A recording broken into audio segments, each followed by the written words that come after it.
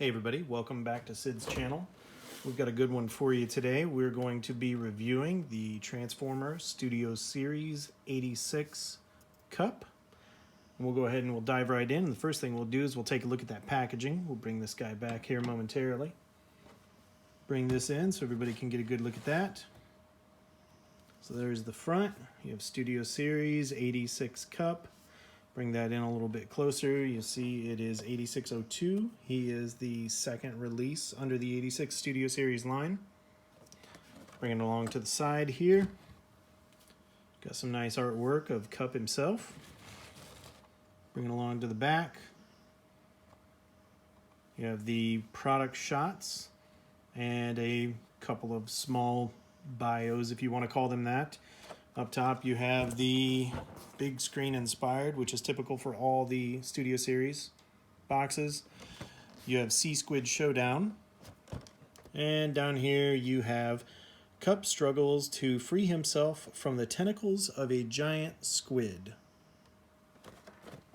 Alright, there's the side view. Gets you a little bit more of a close-up of his face, where he's very much looking like an old Transformer. We have the top,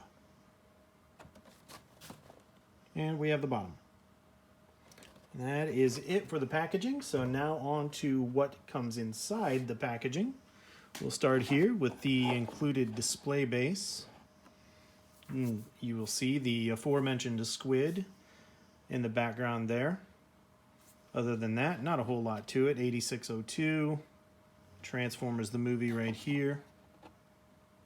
And that pretty much wraps up the display base, so let's move that out of the way. We'll bring it on back here. You get the instruction packet. Again, as I've mentioned in previous videos, I think Hasbro's doing a pretty decent job with their illustrations to help with the transformation itself. There are a few tricky parts on this guy. It was a little difficult using these instructions to figure out the transformation for the shoulders. But I struggled through it, and I hope I figured it out. At least I got him transformed. And then we'll bring in the man himself. Now what I've gone ahead and done is I have him transformed into his alt mode, and then I'll just do the transformation from alt mode to robot mode, and then we'll do our comparisons, and we'll talk about articulation and the details on the guy himself. So he does have weapon storage. We'll start off with that. He comes with two accessories. We'll go ahead and take a look at those first with the weapon storage location. Does have his rifle. And he does have his little pack of Energon treats whenever he uses his universal greeting, which I believe is Ba Weep Grana Weep Ninibong, if memory serves me correctly. It's been a minute since I've had that in my brain, but yeah, that's his little Energon treat dispenser.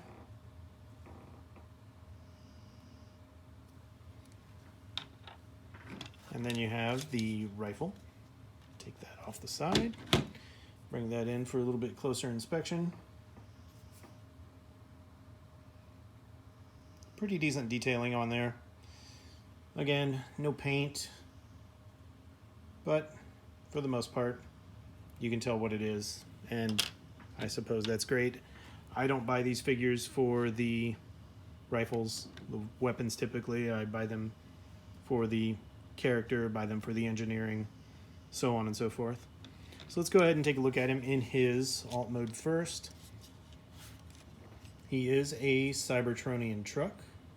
So, yeah, get a good view there. Now, one thing that I will say that is disappointing, I've seen this on more than one figure, particularly in the Earthrise. And I know people have complained about it, but I'm just going to add myself to that list. These mushroom pegs for the wheels, they're unsightly. They detract from the look. If they had only painted these black, they would have been less noticeable. I understand cost savings, ease of assembly, all that jazz, but this just kind of detracts from the look, and it's a little disappointing. That being said, give you a view of the front. I do like the transparent plastic here with the chrome or the silver underneath. I think that does give it a good look. Something that I've always questioned in Transformers, and again, we are talking about transforming intelligent robots from another planet, so I understand that I shouldn't be too critical. But I never understood in their Cybertronian modes, why did they need cockpits or places for drivers to sit? So at least they sort of address that here. You could make the argument that that is not necessarily for a driver, that is just the area where maybe Cup's sensory inputs are for the vehicle mode. Here's the back. And, you know, again, being a Cybertronian truck, how is it supposed to look? I guess it looks like this. So there's the top. There's the bottom. And yes, he does have the ever popular visible arm and leg syndrome. At least it's not visible head syndrome, so I guess I shouldn't complain too much there. All right, so let's go ahead and get this guy transformed. Again, this isn't a transformation video, but I will be doing this as much on the camera as possible. This transformation is relatively simplistic. There's not a whole lot to it other than just the tricky bits for the shoulders. So you have both of his fists are pushed in on some pegs that actually hold the truck bed in place. So pull these arms out and just go ahead and get those out of the way. And once you've done that, you have, these are the two legs, and then you have these two flaps right here that actually make the truck bed. So you can just pull that apart slightly, fold these up, get them out of the way. And once you've done that, you have the legs, which you can see there, ready to come apart. And these, I'm trying to find a good view here for you. So if you notice, when I push that back in, you'll see how those sit against, these are actually the shoulders right here. So this is a shoulder, and the leg butts up against it. So bring that up. You have a tab here that connects on this rim. So you just kind of wiggle this until you can break that. Well, not literally break it, but break it away. All right. You do the same thing on the other side. Just give it a little bit of a wiggle so it breaks away. And then you have this. We'll bring this section up. Sorry, my ginormous fingers keep getting in the way. And then we'll set that down. All right, so we'll do the same thing on the other side. Bring this up. So this comes up like this. And then down on the leg. All right. Then get these arms out of the way. Show you on an individual leg here. You'll notice that the leg is at an angle. So what you want to do is you want to pull it apart right there. You have a ratchet joint. Well, sorry, it's not a ratchet joint. It's just a peg joint. But it was sitting like this. Straighten it out. And then you've got a slot right here. This tab will sit right into it. That'll straighten those legs out. And then you pop his feet out.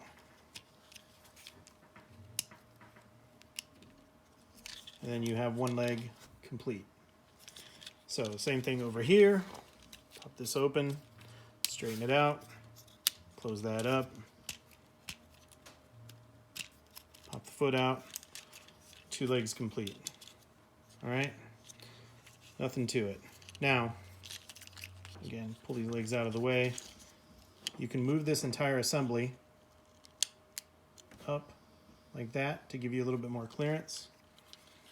You have the two arms right here. You can actually grab these arms, pull them out. Maybe if I can get my fingers out of the way. Oh yeah, and there is a gimmick on this guy, which I guess it's kind of cool. But sorry guys, I know I'm doing some off-camera work here. It's just easier when I get it closer to my person. So there is a gimmick where the arms pop off. We can talk about that more in robot mode. But I was trying to get these to separate. There we go. All right, so they were up here. Spread them out, bring them down here. Now, going from vehicle to robot with this shoulder assembly is a little bit easier. It was the initial trying to figure it out when he was packaged in robot mode and go into vehicle mode, which was a little difficult. So you have these shoulders on sliders here. Trying to get a good view of that. So it's a matter of sliding this in so it looks like that. So here's the shoulder that I have not done. Here's the shoulder that I have done.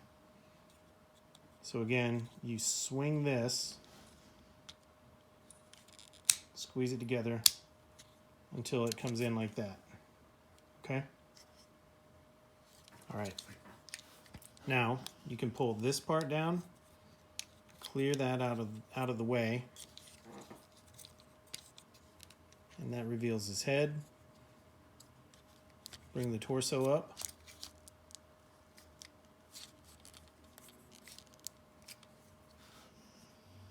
All right, so it looks like he's exploded. Fold the wheels in. You can then, kind of your choice, however you want to do this, fold this up. You have slots here. Go to tabs there. Fold that up. Tab it in.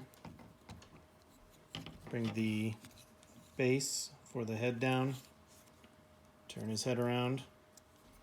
And then the old tab and slot system for the shoulders here. Those sit in right on his sides. And then voila, you have Cup in his grouchy, grizzled old veteran robot mode. Overall, he's not a bad looking Cup. I think that he's probably, by virtue of the fact that it's a studio series, I know that Hasbro and Takara were trying their best to get to a movie accurate version. If I'm being honest here, I think Cup may be the weakest out of the figures that I've reviewed so far for the Studio Series 86. I think Jazz, for me, probably takes the cake on that. I think he's the most accurate. Now, if we start talking Cyclonus is technically part of Kingdom, but I think Cyclonus really nails it as well. So, all that being said, we can bring in his accessories. Well, before we bring in his accessories, I guess we will talk about his articulation and get a little bit closer on the details. So, let's start first with that old man head sculpt. And I've got to say, maybe it's me, but I guess I was expecting a little bit more out of this face sculpt. It's just, it's Cup, there's no doubt about it, but I just don't know. I feel like there's something missing there. So, if you guys feel differently, I completely understand. Everyone has opinions. Opinions are great. They make the world go round. I appreciate opinions, and that's exactly all they are. By no means am I the last word on this. Just for me, I feel like the head sculpt is lacking. I don't know if it's the mouth. I'm not sure what it is. But anyway, the head is on a ball joint, so you get your typical limited ball joint movement. If you need him to look down, you can disconnect that if you want to get some kind of a really crazy pose there. A little bit of side to side, and of course, it will turn 360 degrees as it is part of the transformation. Shoulders, 360 degree rotation there. You get his shoulders up considerably. There is a pretty decent amount of articulation there. You do get the bicep, or let's talk about the elbow first. You do get over 90-degree elbow bend. Good articulation. You do get the bicep to swivel. This is where the gimmick part comes in. So for those of you who remember the movie, there is a part of the movie where Cup has been disassembled and he is requesting some help to get himself back together. So it is literally just a press fit with the arm. And you know, it just occurred to me, is that a 5mm port? If it is, let's try this. I don't know why it would work, but it does. You can use the the effects parts that came with Jetfire and came with who else? Skylinks, I believe, from Earthrise, and you can use them in there. So yeah, that's pretty cool. Again, I don't know where it would be applicable, but I guess if you wanted to do that, you could. That's kind of neat. Sorry, I know I'm kind of going on my own path here, guys. Let me let me regain my focus. I didn't realize that was a 5mm port. So anyway, yeah, shoulder and then elbow, bicep rotation, and you do not. I thought you did get wrist swivel, but you do not. So his hands are completely locked in. And something else that I think is just, I think they've phoned it in on this a little bit with just the limited articulation here. They easily could have put a wrist swivel in there. So anyway, it is what it is. You do get waist rotation. So that's very nice. You get thigh rotation, but again, this is part of the gimmick. So same deal here. You can take that off, and if you wanted, you could make another blast effect. I'm sorry, guys. I'm starting to play with the toys now instead of just reviewing them. So that really hurts. Anyway, all right. So yeah, thigh rotation. You get just over 90 degrees on the knee. Probably could get more, but you do have this part of the leg right there that's blocking the wrist, but still pretty decent range. And you do get ankle tilt. You do get, just due to the transformation, you get toe adjustment as well. So yeah, decent range of posability for the guy. Bummed out about that lack of wrist rotation though. Okay, so we'll give the old guy here his accessories. Maybe. There we go. Get that in.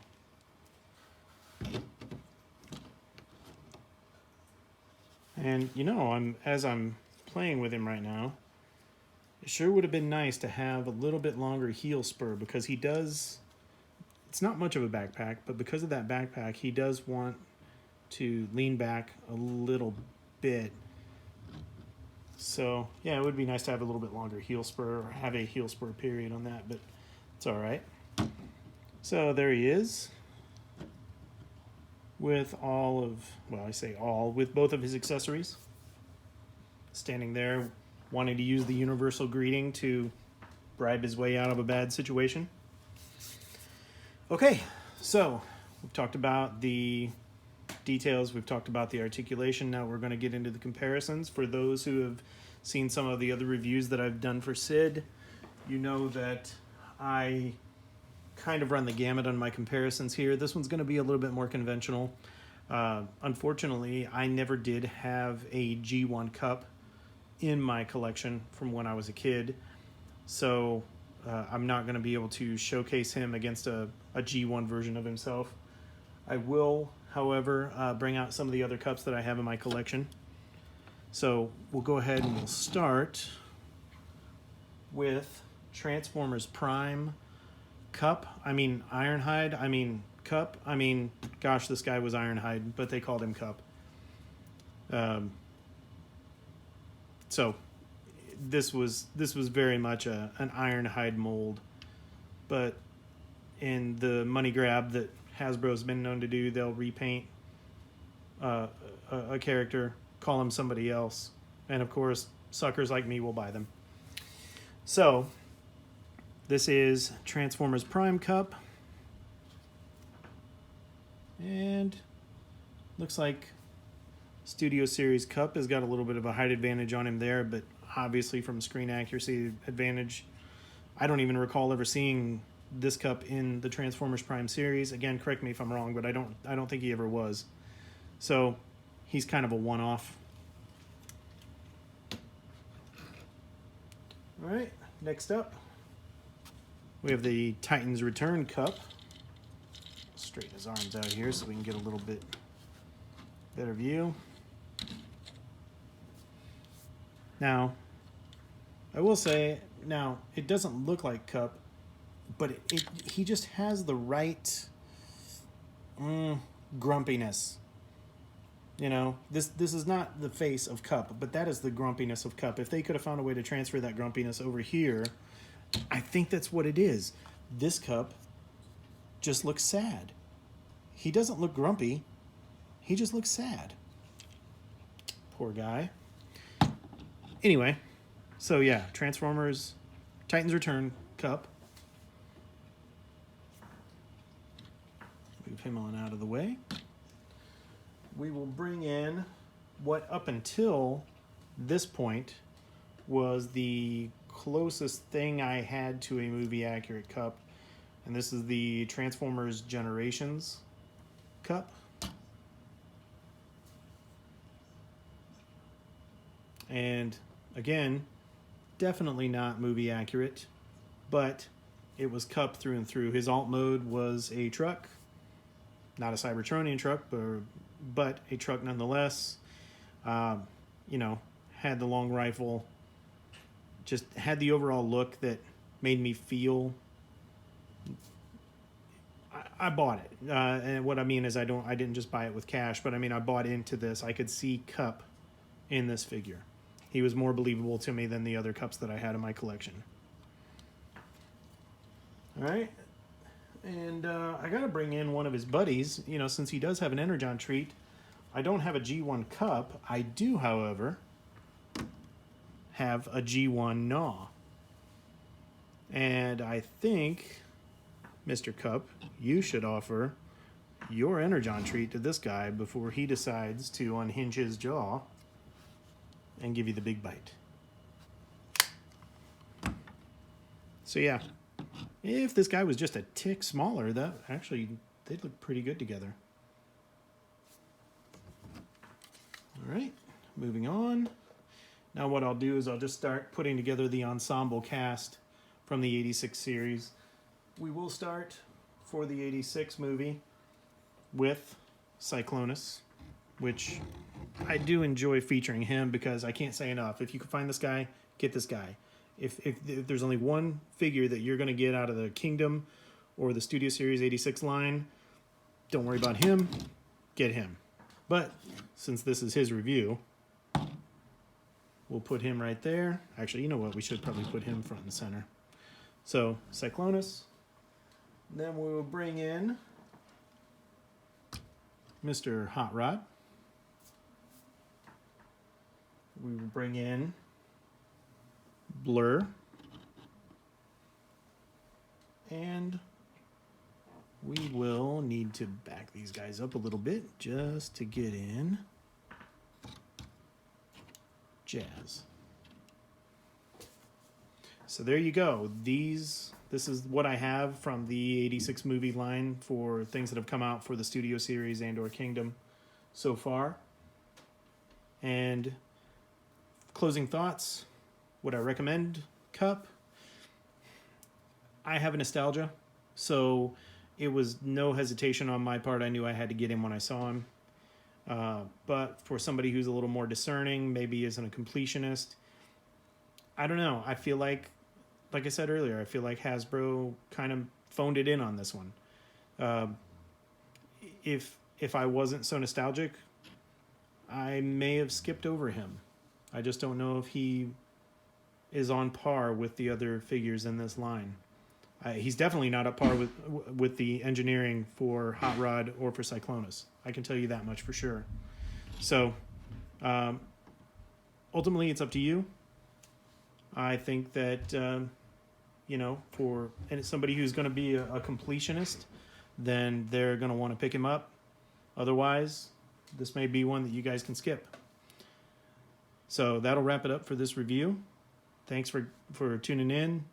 If you like what we do here, give us a like, give us a subscribe, maybe a thumbs up, and we'll see you guys next time. Thanks.